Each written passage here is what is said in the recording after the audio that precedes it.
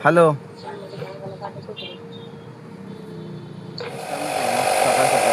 आपल्या गाडीचं टायर नका तुमचं चाललंय आता हवा बघायचं काम.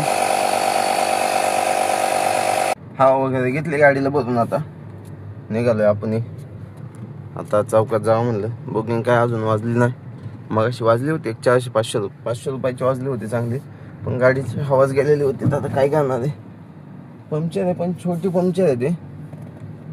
आता 2-3 वेळा काढली पण काय पंक्चर काय निघाना गेली ती.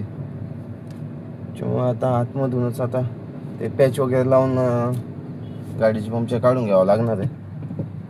चला आता चौकात आता आपले पोरं बिरं आलेले असतील किंवा मग फोन करावा लागेल सगळ्यांना. आता